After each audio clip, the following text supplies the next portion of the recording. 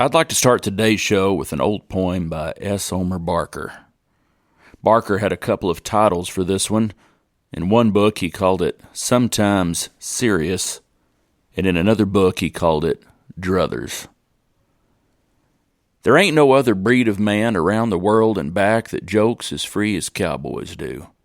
But still it is a fact that sitting around the wagon when the stars ain't far away, he sometimes talks as serious as a preacher when he prays. There's one old crick we all must cross, observes old Baldy Tim, and no man ever knows just when the turn might come to him, but if I had the choosing of the place I'm doomed to die, I'd pick the highest mountain top right up against the sky. I might not get to heaven, that's a thing no man can tell, but the devil sure would have to climb to round me up for hell. Well, me, I'm different that-a-way, says Lano Jim with pride. I'd rather die in Texas where the plains is flat and wide, for if so be there's horses in the land we speak about, I'd like to wake up riding where a man can stretch 'em out.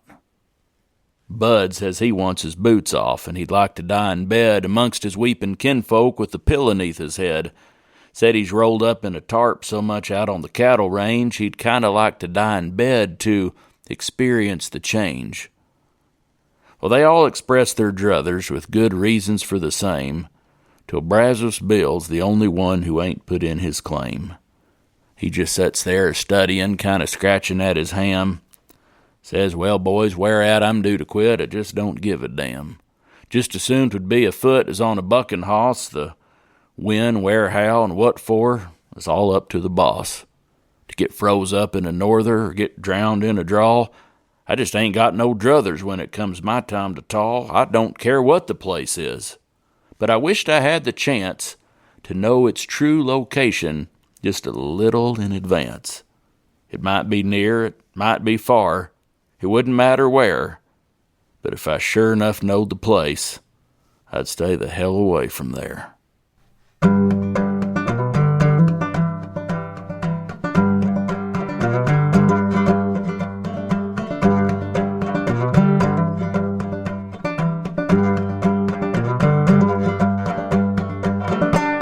Howdy folks, this is Andy Hedges, and you're listening to Cowboy Crossroads. On each episode, I interview a different guest and ask them to share stories and discuss music, poetry, and culture from the working cowboy west and beyond.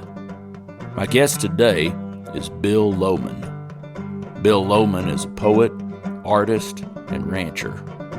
Bill grew up on his family ranch in Sentinel Butte, North Dakota, where he still ranches today. He was a featured performer at the very first Cowboy Poetry Gathering in Elko, Nevada, and in 2013, he was inducted into the North Dakota Cowboy Hall of Fame. I sat down with Bill during the National Cowboy Poetry Gathering in Elko, Nevada, and recorded this interview. Here's Bill Lowman. Yeah, I'm from western North Dakota, right next to Montana line, and it's Badlands country. We're cow-calf ranch country. We're not farm country.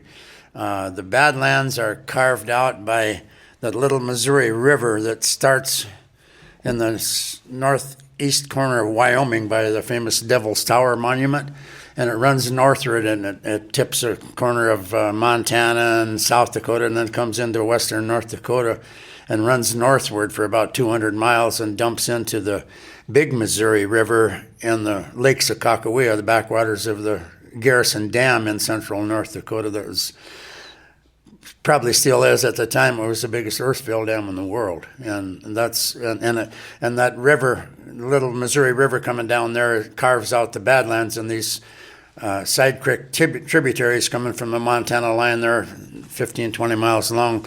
As they keep dropping down off the divide on the Montana line, they carve deeper into the earth and create rough Badlands country of canyons and cedar slopes and good grassy bottoms. But it's really good cow country. In fact, when the Texas trail drivers finally started coming up here and staying for winter, establishing ranches up here, they chose the Badlands for the protection. There was good spring water, and the cows could get in those canyons and stuff in a blizzard. Otherwise, you get east of there out on the plains, and it's blizzards kills cattle, and still does yet today. And we have ash draws and winding creeks so cows can keep milling around in a storm until they get around a corner out of the wind and bunch up in a draw. And they're better off yet today in that situation than they are putting them in a Quonset or a shed. They don't get overheated and sweaty and stuff. And it's really good cow country, cattle country. And we're a cow-calf operation. We calve in about the last of March and through April and late or early May, and then we wean those calves or sell them in October. And we don't raise enough feed. We raise hay to supply our keep our mother cows over through the winter and stuff, but we don't raise enough feed to background our calves. They go to the feedlots. They used to go into Iowa a lot, and then until years ago the market broke. But most of them go south into Nebraska. That's our ideal feed country, Nebraska. The whole state, the Platte River runs through there, and they raise a lot of feed with irrigation, and the temperature is just right. If you go too far south, like your country, they feed a lot down in your country in Oklahoma, Texas, and stuff, but it's a little too warm. But they have a lot of feedlots there. But Nebraska is the perfect climate for a feedlot, and that's where a lot of our calves go now. The lighter ones, if you have some later calves in June and in July, if you sell those, the buyers will pick them up, and they'll go down into Oklahoma and put them on winter wheat fields for the winter, and then run them for stockers another year. But we just run cows and calves and sell our calves in the fall, and then maintain our cow herd the next year. And we've got our winter feeding day after day after day, and then keep track of our, we go to bull sales this time of year, then buy bulls. And that's an interesting thing. I've been with the Cowboy Poetry Gathering here in Elko, Nevada since 1985, initial year. This is the 40th year here now that we're at. There's subcultures within the culture of cowboys and ranching, and I didn't realize that till I got acquainted with all the cowboy poets and singers from around the United States, like your Texas and the Californians and stuff, and us northern, and quite a few of the Californians, our family ranches. We own our own ranches, and we know the total business of it. We know the bloodlines of our bulls. We know the protein in our feed. We know we do our marketing. We know what our calves weigh and who they went to and what we got for them. And that's our business. We're managing time mainly. And then I got acquainted with a lot of buckaroos, and they're my good friends. But they are day work cowboys for big corporate ranches and stuff. And we had nothing to talk about. They didn't know any of the business of it. They took pride in how many brands they rode for and all their tack and stuff, but they didn't know any of the business of the cattle. So we're just good friends, but we didn't have anything to talk about. So we just stood at the bar and had a drink and watched the girls go by. So there's subcultures within our culture, and it woke me up coming to the Elko Gathering years ago to that fact. I hadn't been away from home that much and didn't know that was going on. So. Mm-hmm. Were you born into this ranching operation? Yeah. My dad, he was born in 1912, and right on the Wyoming-Nebraska line on the North Platte River, Henry, Nebraska, just east of Torrington, Wyoming. And he had two brothers. He was the middle one, and he come from a broken family. His dad was kind of a rounder, and he was all over the West here from working cow camps and mining camps and stuff. And my dad come through the rough times, and he was...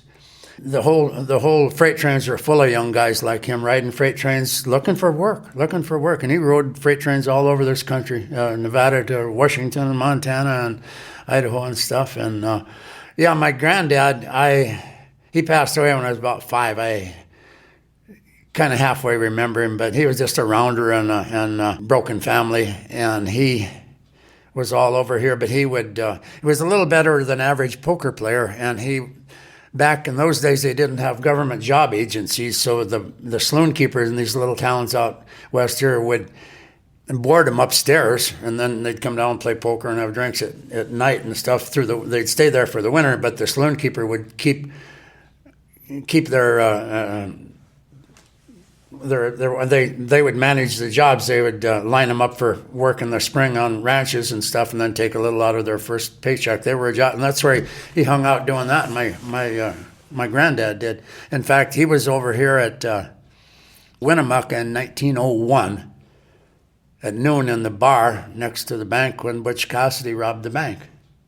Yeah, he said five of them, little town of Golconda, east of Battle Mountain over here, or east of Winnemucca over here. They come in from Hole in the Wall, Wyoming. Was one of their hangouts, in the south end of the Bighorn Range. But they come in and at a ranch up there north of Golconda and leased 5 grain-fed white horses and claimed they were cattle buyers.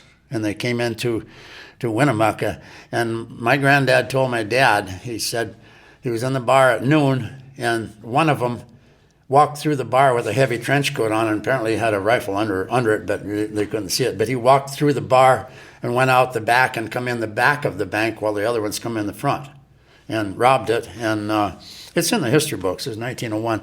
And then they took off. Of course, they had good horses and stuff. They took off from like 20 miles out to where that ranch was. Then they had fresh horses again, so the posse couldn't, that was their plan. And it's kind of, I read a lot of the Cowboy West, authentic West of your country of Texas and coming up here and stuff, and it's not like Hollywood portrays it at all. When there's like Butch Cassidy, them were robbing and stuff, when it would happen and take off, the townspeople, they'd have to form a posse and chase them, and they'd grab everybody available. Well, they're as human as we are today, and they weren't the great heroes that Hollywood made them out. They would fumble around for 5 or 10 minutes. I forgot my rifle or this and that, and I got to go back in this. So they delay the chase so they wouldn't get too close to get shot at. So that's fun. That's what Elko's good about this poetry gathering. It corrects the misgivings of Hollywood that the world is enamored by, so.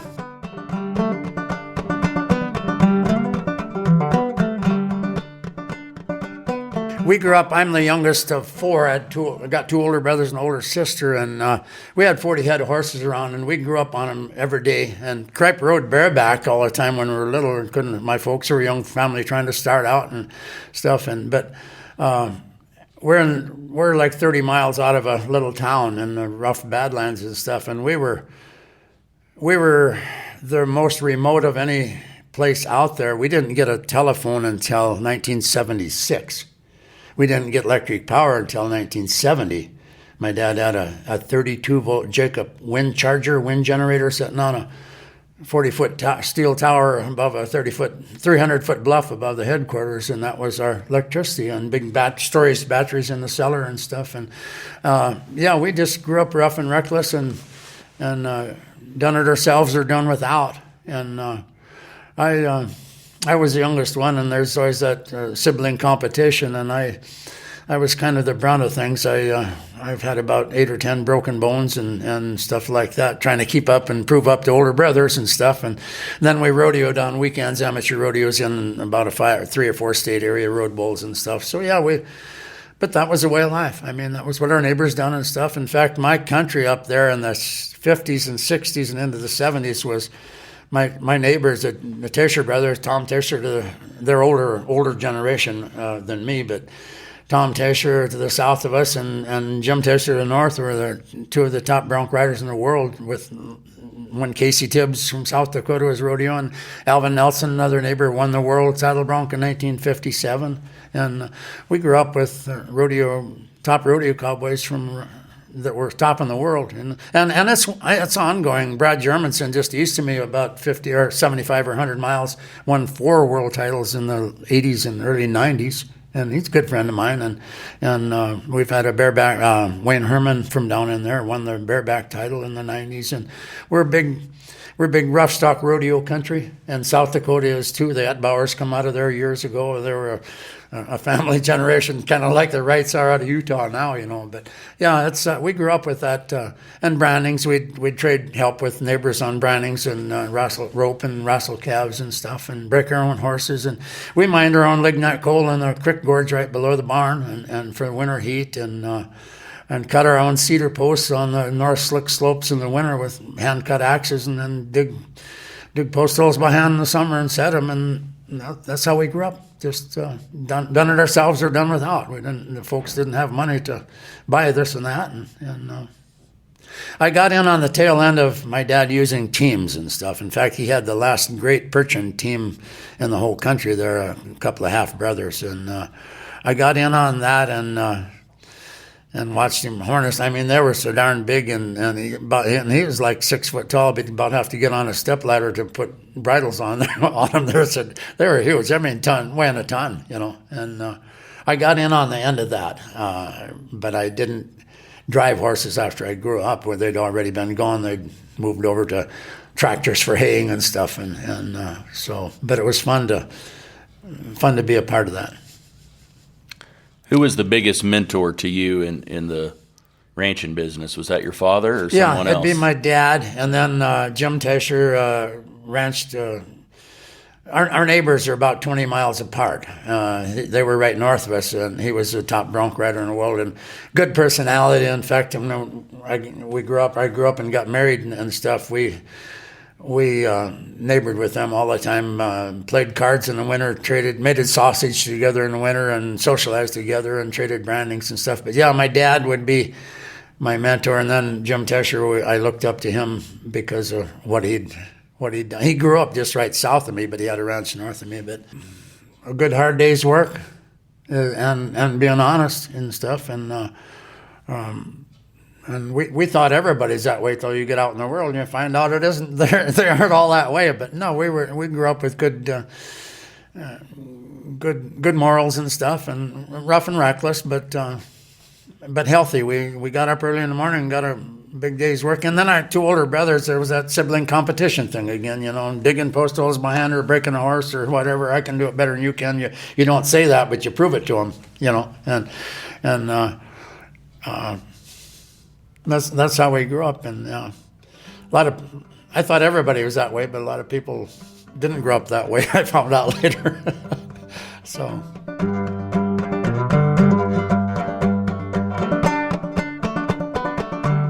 In the book Cowboy Poets and Cowboy Poetry, Bill Lowman wrote an essay entitled Cottonseed Cake and Pickups, Where Cowboy Poetry Comes From.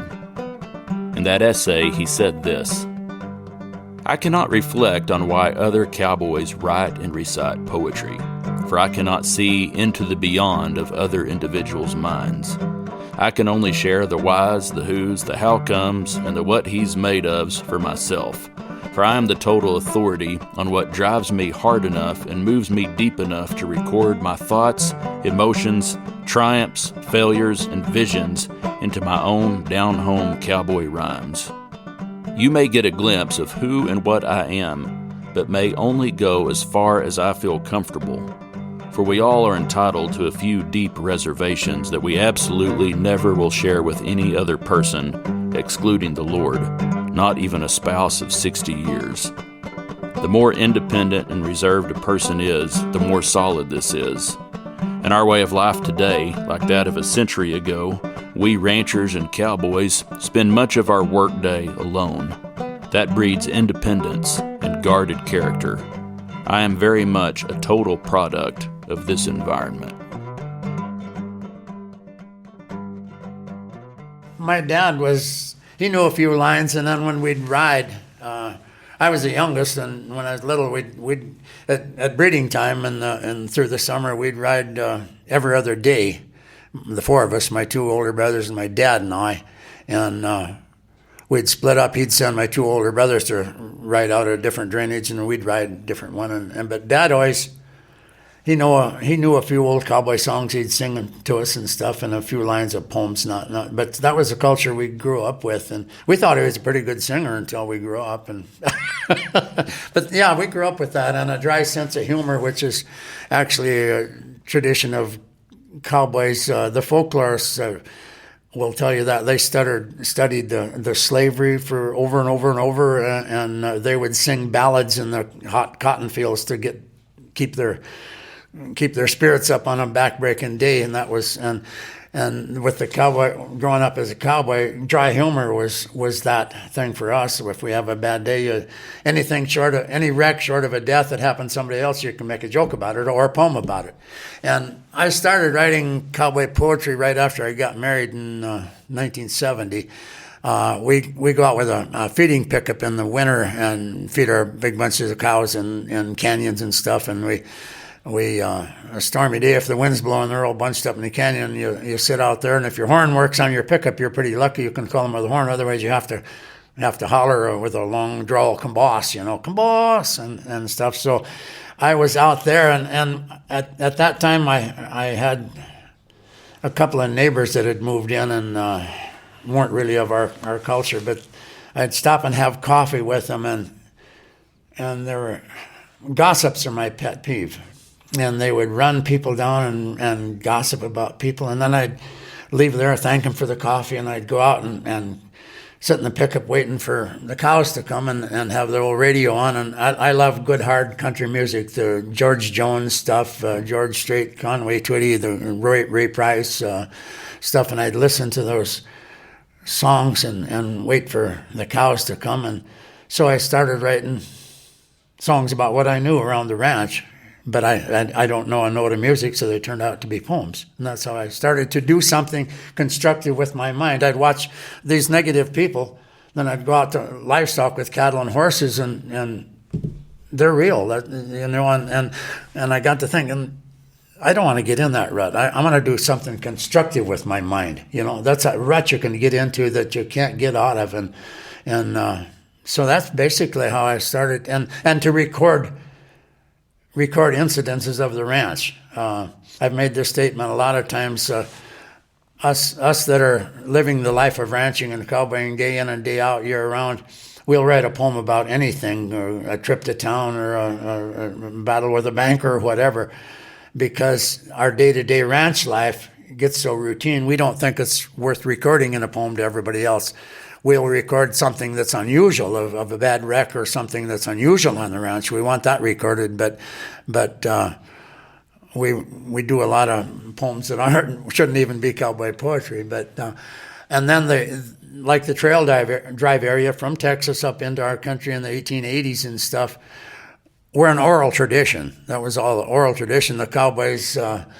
Again, Hollywood makes it sort of romantic, but it was boring for them kids. A lot of them were broken families from the Civil War, and just kids that were on the trail and boring day after day, and they'd make up songs and sing them a cappella if they had to, and they turned into be poems. Some of the ones we've got yet today, but we're an oral tradition from way back there, and a lot of that went to the grave with them. And then when this cowboy poetry thing started in 1985, I was glad to see that we're getting it down on paper for our heritage, for the next generation. I'm very, very bashful. People don't believe that now, but it's still there. It's still there. I'm extremely bashful, and I wrote it just. But no, the first year in 1985, I come to Elko, and Glenn Orland was a cowboy singer and just a super guy, and he'd fall asleep on stage.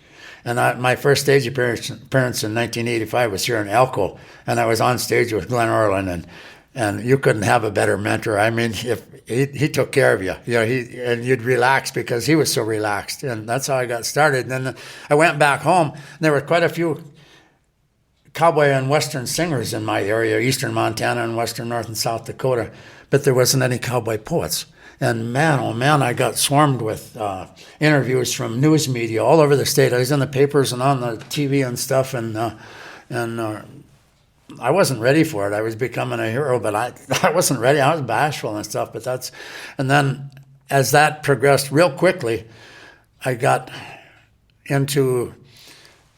made a business out of it as an after-dinner speaker, entertainer at banquets all over the country. And boy, through the 90s and into the early 2000s, along with my ranching stuff, I was doing 50 and 60 banquets a year in a 4 or 5 state area up there, and driving half the night to get back home to bale hay the next day or stuff. And my bashfulness was still there, but I reached a point where I tried to like everybody. When you're bashful like that, you want everybody to like you, and you don't know if they do. But I just reached a point where if people like what I do, I'm happy. If they don't like what I do, that's their damn problem, not mine.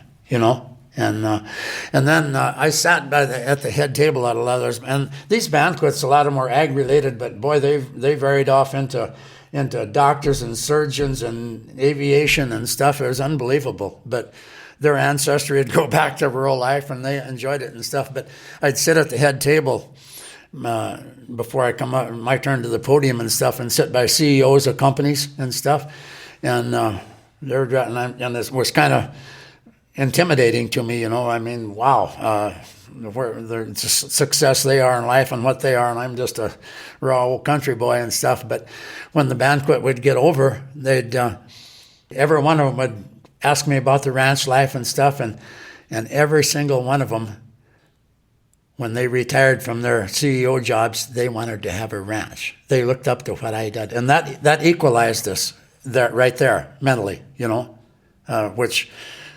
I come in being intimidated by them, and we walked out we walked out equal. So.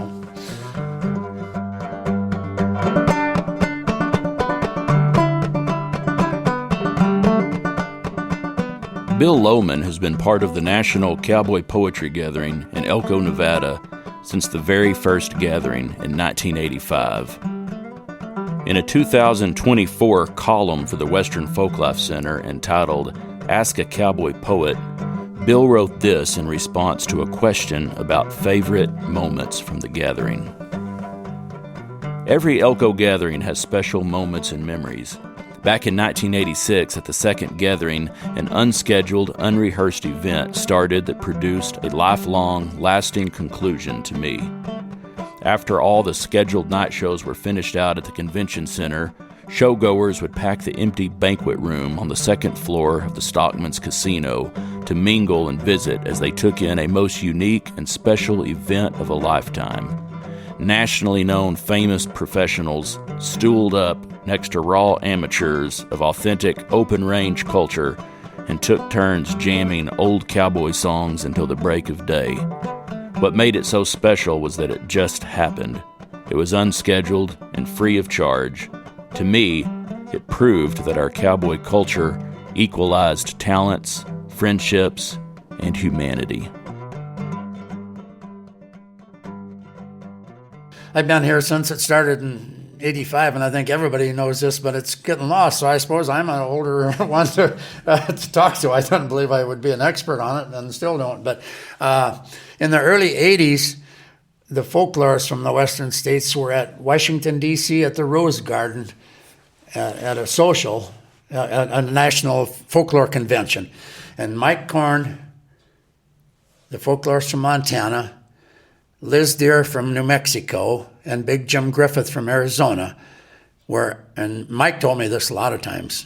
They're all good friends of mine. We've lost Jim, but he said they were out. The three of them were having drinks out in the Rose Garden at a social, and that question come up. They'd studied slavery over and over and over, and all that.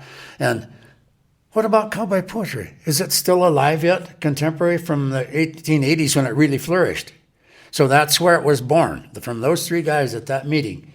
And they come out here and decided, they told all the folklorists in North Dakota, all over, all the state folklorists in the West to have a manhunt to see if it's practiced contemporarily. And that's how our folklorists from clear across the state at Fargo, before I get ahead of myself, they come back and they looked up Hal Cannon and hired him to start this thing here in Elko because he was influential and knew some people that would support it and back it and stuff. There was a poetry gatherer here in Elko before that. Sarah Sweetwater had a local one here, but she didn't get much credit for that. But she had a one going before they started. But anyway, I wrote a poem when I first got married in 1970, and we had two young boys, and it was our Christmas. Every family has a Christmas tradition, some special thing, and early in December, I'd get done feeding cows, and Joanne would pack a lunch, and we'd take the two boys, and we'd go a couple of miles east on our range where it's rougher country and a lot of canyons and cedar north slopes and stuff, and stomp for the perfect Christmas tree. That was our tradition.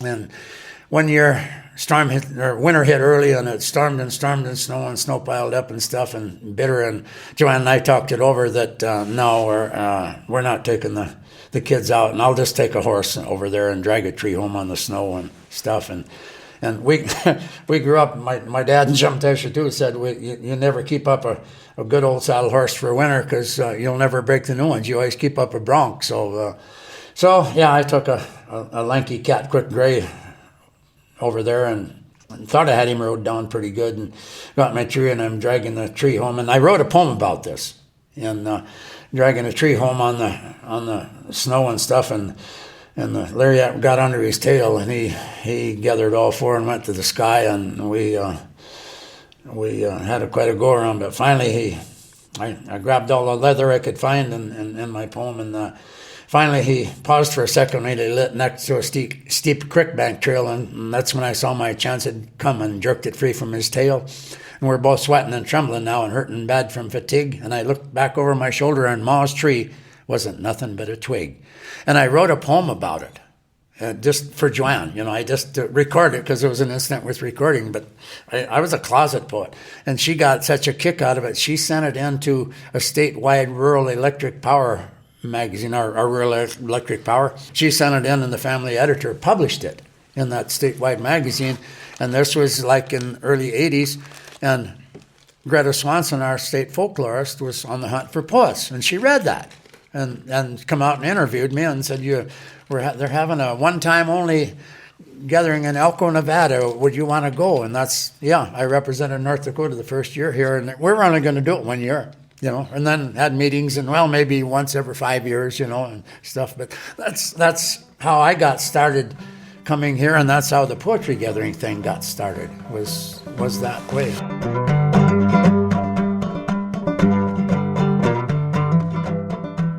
I got about a 3-hour run to Bismarck, North Dakota, in the center of the state, and I lose an hour, and I'd fly from there into Salt Lake. And then the very first year, we come into Salt Lake, and we waited there for the Texas poets and Wyoming, all the poets from the Midwest that were coming to Elko.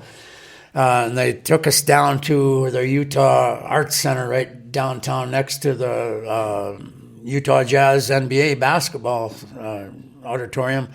And we had a get acquainted party.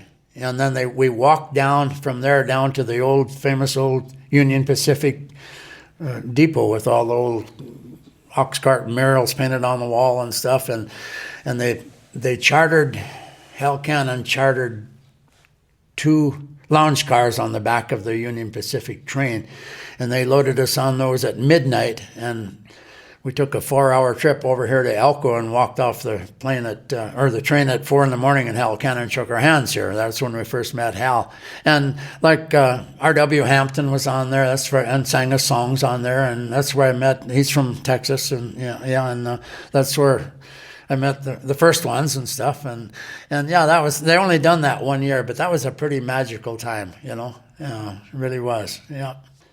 And then I'll follow up on that. Then that was in 85, and then 86, and then 87. In the third year, I'm getting to be a pretty good pro at this, flying down from Bismarck to Salt Lake, and we have a 10-hour layover there, waiting for all the other states to get in. They had chartered buses and bring us over here to Elko. Well, this was the last year that Western Airline owned it, and before Delta owned it or bought it.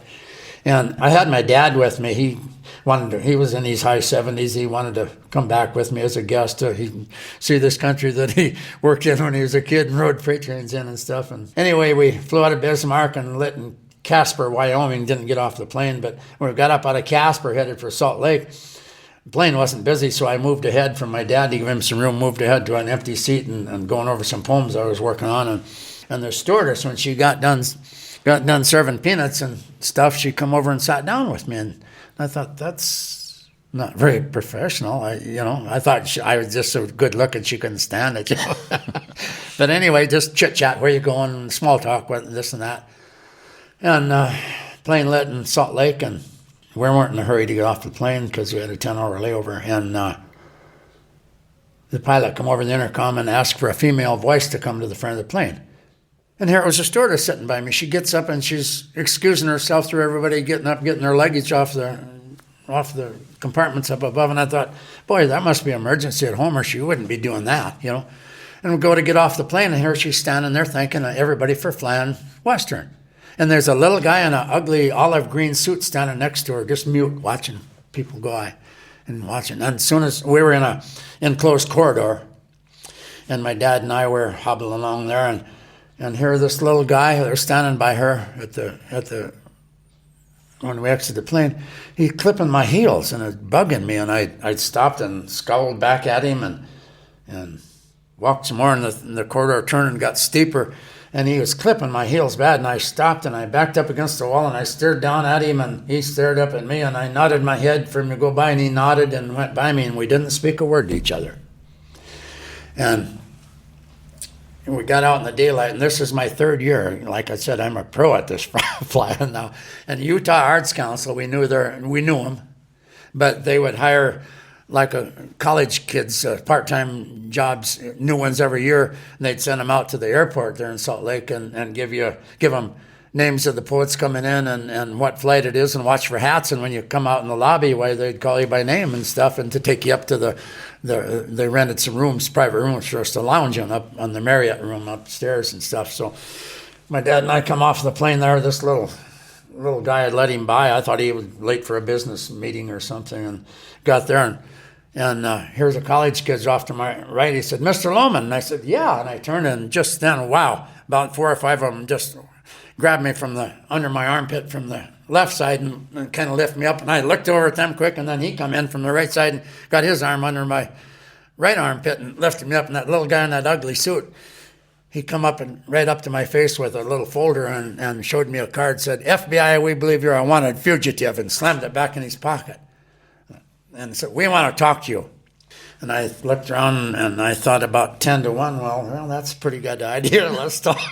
And we grew up with dry humor like that when we're in a tough situation to buy time. I mean, that was natural. And I tried joking with them. And this is the FBI, you know. And they took me across the lobby like that, and then through a service door and down a hallway and into a little storage room. And they're all shorter than me, and I'm looking around. And these guys are nervous, so I'm real slow looking around, and says, "What are you looking for?" I said, "I'm looking for my dad. What'd you do with him?"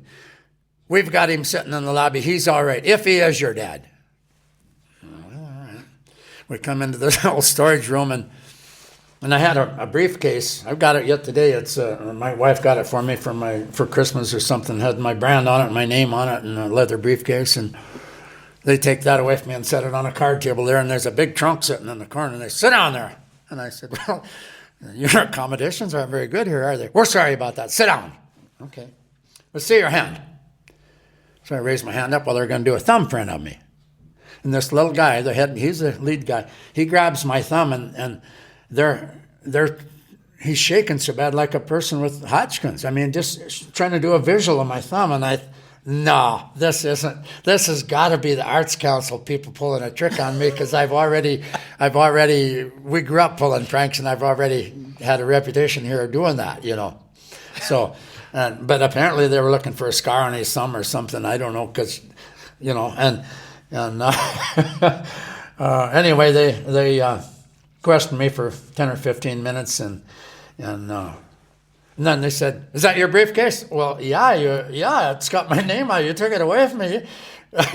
Can we open it?" "Yeah. In fact, I got books in there for sale if anybody wants to buy one." And that didn't go over very good either. But, you know, it just comes out of you natural, because we grew up that way, you know. Okay, I didn't tell you who they're after.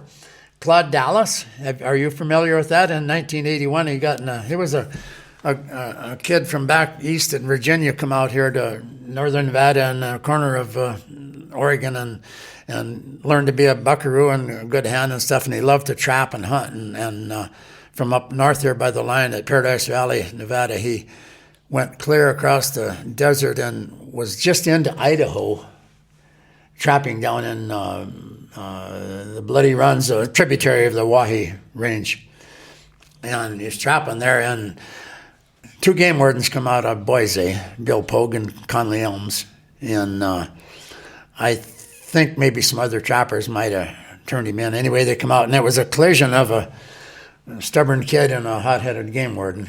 And there was a guy named Jim Stevens from Paradise Valley, skinny little guy. He had brought Claude out some supplies that day. Claude had a tent down in the canyon there in the gorge and stuff, and that was his house. And anyway, they come down there, and Claude had some bobcats skinned out and drying, and he's just over the line into Idaho.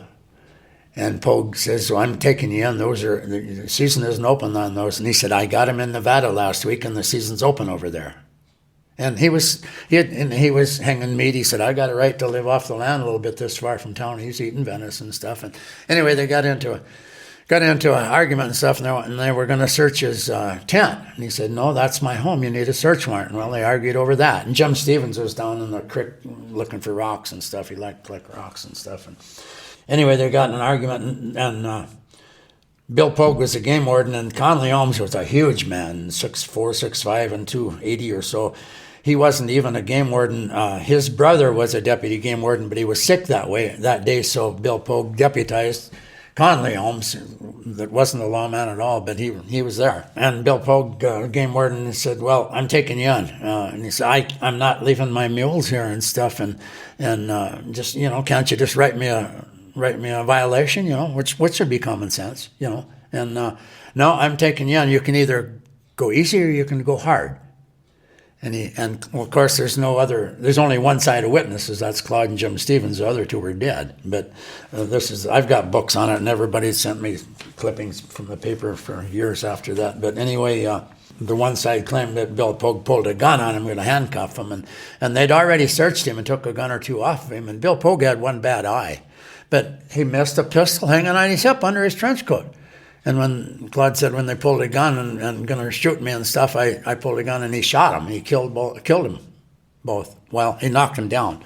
And then Jim Stevens was just beside himself. He thought Claude was going to shoot him too. And he said, "Well, you're going to shoot me too?" "No, you're my friend." "No, I was in self-defense. But I need help." So they put Bill Pogue's body on the mule and climbed up the canyon wall there and put him in an old pickup. And Conley Elms was so big they put him on. He kept slipping off the mule, and the mule falling backwards. So they threw him in the river there, and then the authorities found him. But when they got back to Paradise Valley, Claude took a pickup from the old bar owner there and took him out in the desert and buried him. And then Claude was on the run after that, and he ran about a year before they caught him. That happened in '81, and he got a 27-year rap at the Nampa State Pen there at Boise. And he was in a minimum security facility, and he served about 3 years. And he had a girlfriend acquaintance drop some pliers off at the fence out there, and he snipped out, and he was on the run again. And that's when I was involved in this thing in 1987. He was on the run then, and Ian Tyson wrote a song about him, and he was becoming a folk hero, and the FBI wanted him. He was on FBI's top 10 wanted list. It was on the news. I mean, it was on the national news and stuff.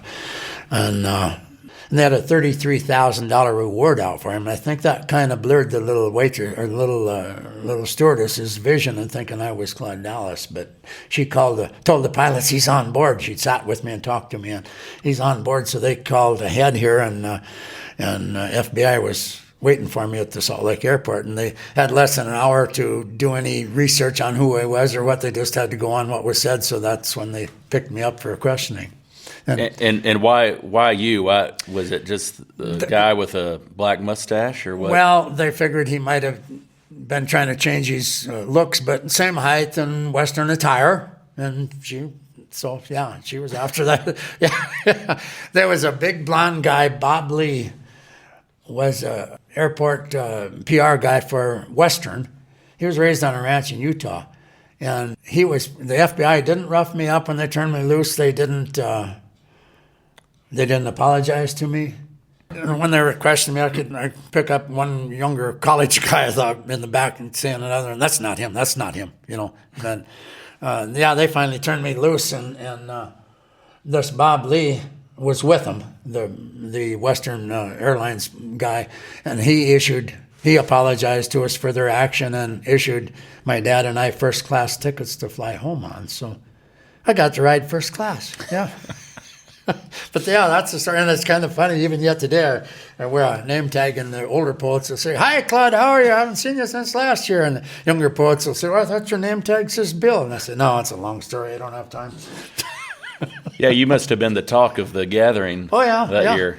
Yeah, absolutely, yeah. But it just happened, I wasn't anything planned. But again, we grew up with that cowboy humor, and just comes out of you natural. And when times get tougher, tough situations, where it just comes out of you. And again, they were so unorganized and so handled it so poorly that I thought they were playing a prank on me. I thought the Arts Council people were doing a prank. My wife and I have built a hunting lodge, a log lodge on our ranch for archery hunts since right after that. And we'd get clients from the Great Lakes area and stuff, but we had a high-powered lawyer and a pilot from Atlanta would come out every other year and hunt.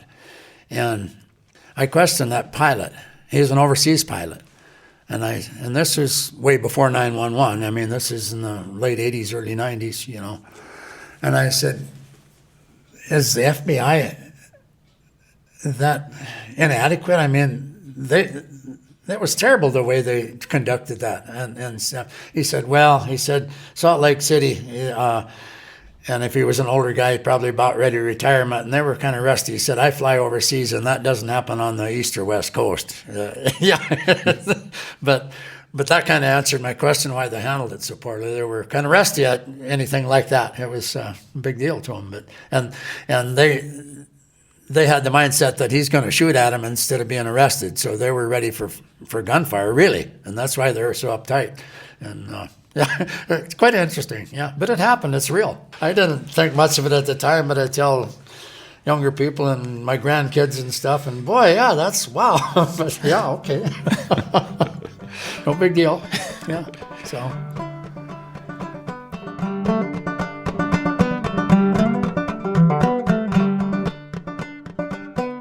Yes, I did. I went home after the first gathering in 1985, and like I said earlier, we had a lot of good cowboy singers, but not many cowboy poets. And I got a lot of publicity, free publicity. Human interest stories are way better than buying an ad, And hey, we need to get some exposure up here. So I got a hold of Ev Albers was the head of the North Dakota Humanities, and then I got with the folk life people, the folklorists of the Arts Council, and had them help me get the wheels rolling on getting some support money and some publicity out and stuff. And we started the Dakota Cowboy Poetry Gathering, featuring North and South Dakota and Eastern Montana. And again, a one-time deal, but it got to be so popular that cowboy poetry really got popular right away, nationwide. And so it turned into an annual, and now, Joanne and I, my wife, have been running that for since May of '87. Now we're about a year and a half behind Elko here.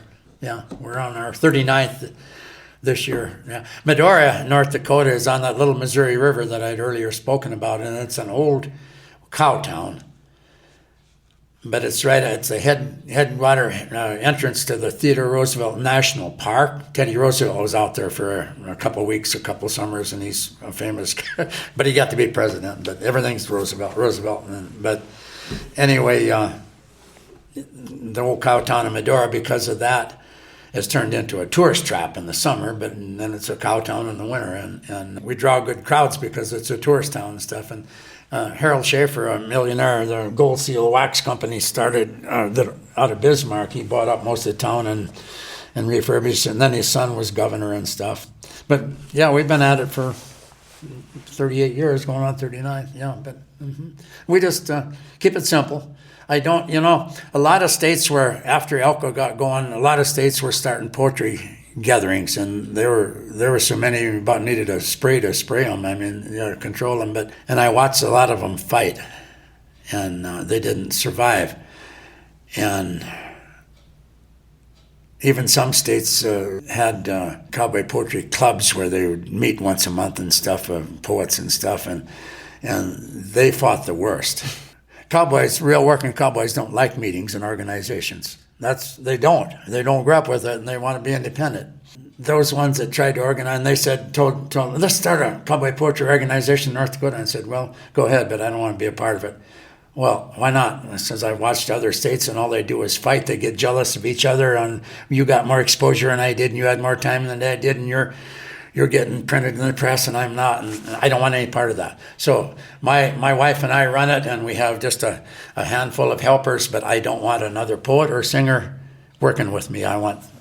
So I don't have that conflict. I want to bring the poets in, and I've got a philosophy, the KISS philosophy, keep it simple, stupid, Yeah, and it works that way. And I tell them I've only had hate letters out of 39 years. I only had 3 hate letters. That's not a bad average, is it? And I tell them, the new ones, they'll call me or whatever, and can I come to that? And I said, yeah, you can come, and I done this, I done that. And I said, I don't want to hear that. You know what I like to hear?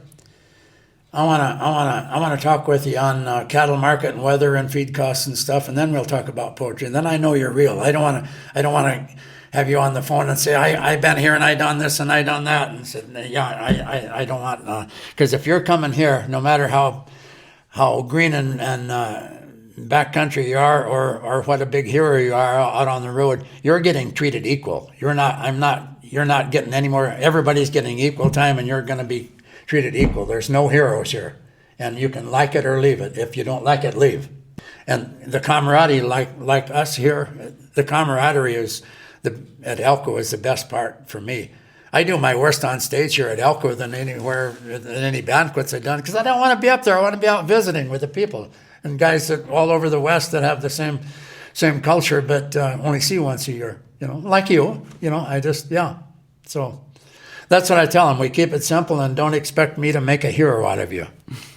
And I've only had 3 hate letters out of 39 years, and those are the 3 that weren't even a part of the culture that wanted to be big heroes, So that's a good way to call them, I guess. Yeah.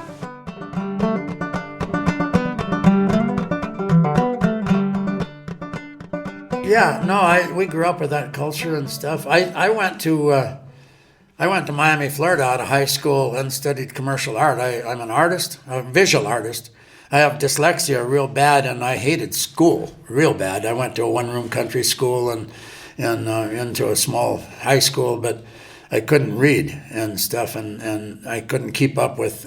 I tried college and I couldn't read. I was drowning. I couldn't keep up, so I quit. And then I found this commercial art school that we just done art 5 days a week, and it fit. You can take the kid out of the country, but I was always coming home. And I didn't have a studio to set up in when we got married. You had a mobile trailer we were living in. I didn't have a room to set up in to do my oils and stuff and leave my mess out on the easel up, so I got into pencil sketching on the kitchen table. And then the poetry thing come up, and I was, like I said, being heralded in the newspapers all over and radio and stuff, and I sold like 300 big pencil sketches for pretty good money over the years when we were first married. They're scattered all over the United States, and that money was a big part of why we stayed on the ranch, of buying groceries, paying fuel bills, making payments on a tractor, a hand tractor and stuff, was from my artwork. I had no intention of writing poetry or only to get it down for personal history, but yeah, that all just, it was a matter of timing. The poetry thing, just a matter of timing how it fell into my lap. I've been inducted into the North Dakota Cowboy Hall of Fame back in 2013. 2000, I was the only one in North Dakota picked to be recorded as a local legacy in the Library of Congress in Washington, D.C. and all that. And then here just a couple of years ago, well, I was at Elko here 2 years ago, and I got the Governor's Award for Cultural Heritage. So my wife went and rubbed shoulders with Doug Burgum, that's with Trump's team now. And I was out here working that night, and she was up there rubbing shoulders with the governor. So, yeah. And that's, yeah, so that was the last award I got. Hey, that's interesting. And then Christy Nome from South Dakota, I haven't met her, but we've corresponded in letters. I send her artwork and stuff, and she responds right back to me. And she was raised on a Corn Belt farm and grew up working hard and rural and stuff. And she's with Trump's deal now and stuff. So I have a personal acquaintance with both North and South Dakota governors. And last night, some friends bought me supper over across here from the Folk Life Center, and they dropped me off because they were going on out to the Civic Center, and they dropped me off here. And one of the staff met me out on the street and said, "Hey, the Nevada governor's here, and he wants to meet you." Really? Yeah. Sean Sexton, poet from Vero Beach, Florida, painted some portraits of some of his older poets, and they're hanging in the gallery in the Folk Life Center. And the governor was in there with his wife earlier, and he said, "Gee, that guy's got quite a mustache. I'd like to meet him." So he was at the bar there, and I walked up and had a good conversation with him. So I got 3 governors I'm acquainted with now. Life's fun. It is.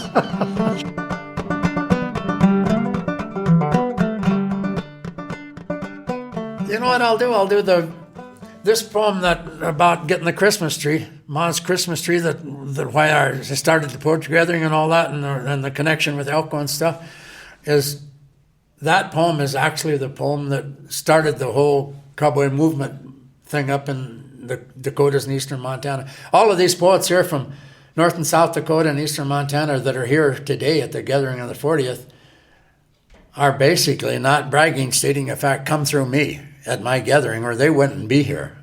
They did, you know. Some will admit it and some won't, but but yeah, this poem, Ma's Christmas Tree, is, let's see, I haven't done it for a long time. It's all a part of Christmas, fetching Ma's tree in the cold.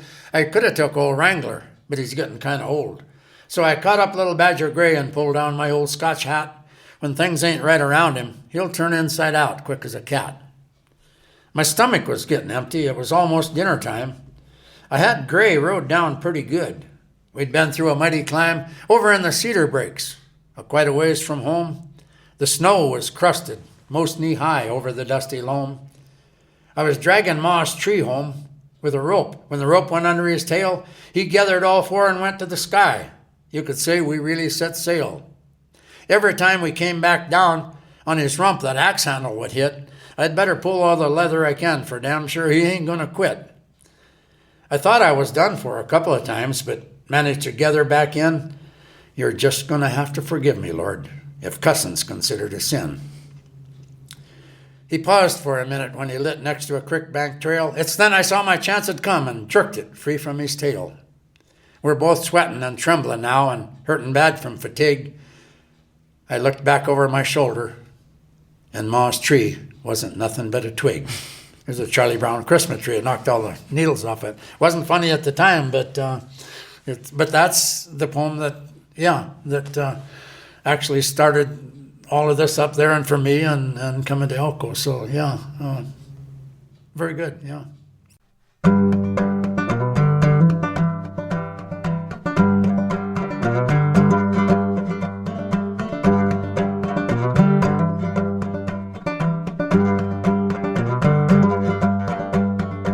All right, folks, that's it for today's episode. I'd like to thank Bill Lowman for taking the time to visit with me. You can find out more about Bill at lowmanslodge.com. I'd like to thank Hal Cannon for playing the Cowboy Crossroads theme music. You can find out more about Hal at halcannon.com. I'd like to thank my Trail Boss patrons, Bob Kelly, Chris Ryden, Scott Anderson, and Paige Marie Polis for their support of this episode. If you're enjoying Cowboy Crossroads and would like to help me keep it going, you can become a patron at patreon.com/Cowboy Crossroads. That's patreon.com/Cowboy Crossroads. You can also make a donation on my website at andyhedges.com. If you'd like to contact me with a question or a comment or a story, I'd love to hear from you.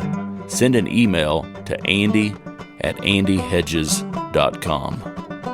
Thank you for listening to Cowboy Crossroads.